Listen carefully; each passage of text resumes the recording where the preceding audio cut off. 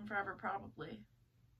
Let's talk about this one. There's a lot to unpack here. There's so much to unpack in Alone Forever, probably. This is one of the only original songs on your EP. Songs that you had originally planned to be on the EP. Yeah, one of two. Yeah.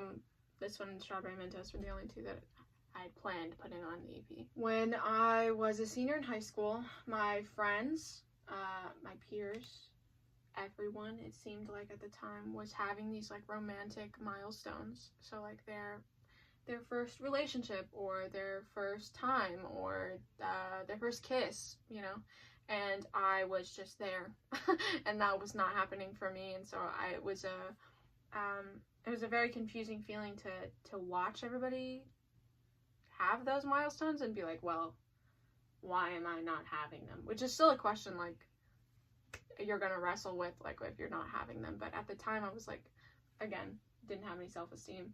I was like, well, the problem is definitely me. It has to be me. It's all my fault.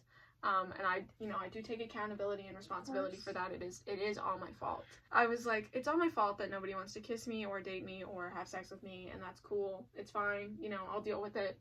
Which, you know, we should say to our younger viewers, you know, that's not what it is. It's not the case. That's not what it is. It's not the case. It's not all your fault. And the older you get, the more you'll realize, like, and there are more important things in this world. That is also very true. And way more important. You realize that again as you get older. It feels so pressing at the time, especially when other people are having those milestones in front of you. But it's really just not that. Anyways. It's just really not that important. Anyway, so I came to this conclusion, you know, because it was all my fault. The main reason was that I didn't love myself. I didn't know how, but I just couldn't because I didn't have any self-esteem. And so I was like, oh, cool. So I realized, you know, I think it's because I don't like myself very much, even though literally, like, nobody likes themselves when they're a teenager. Yeah. I came to that, like, oh, well, it's because I don't like myself. And then I also remembered the thing that literally everybody shoves down your throat whenever, not just when you're a teenager, but in general, that, you know, if you don't love yourself, then therefore you're incapable of loving someone else. And everyone else is also incapable of loving you. So that's just a fact, you know, you just can't. You have to love yourself first. I think that's stupid, and it's very stupid and very wrong. Very stupid and very wrong. People are gonna love you regardless. Right. But at the time, it didn't think like that. So I wrote this chorus or whatever that was, you know, if what they say is true and you can't love someone else till you love you, then I'm gonna be alone forever. Period.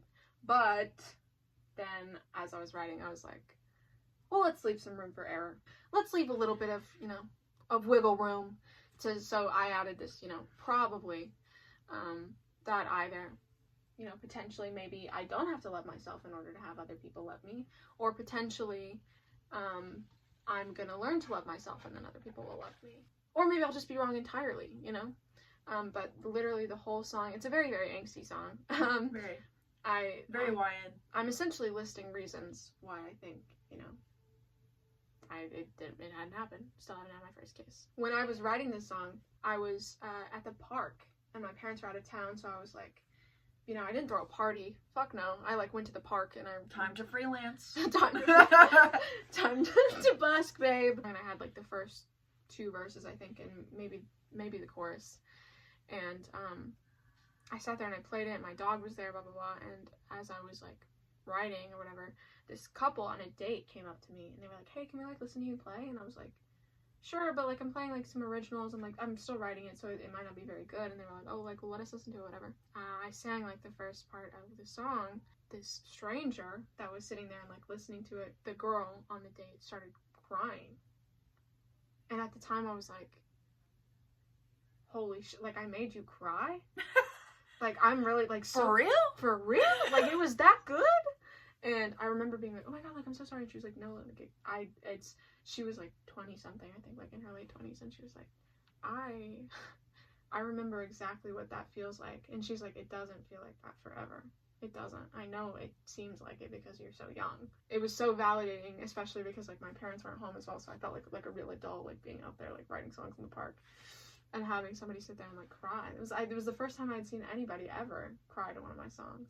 And like I've seen it a lot more now, like people film themselves crying and send it to me, but yeah, at the time it was like this very, very validating experience, especially for that song because it was very personal. And it's just a stranger, like, yeah, they don't owe you anything. Yeah, for a long time I thought like that was the best song I'd ever written and would ever write for my entire life. And she ended up friending me on Facebook, which like I never use Facebook, but like it was really cool because she was like, I want to keep up with you. And I remember like posting that I was having a gig like a couple of months later, and she showed up.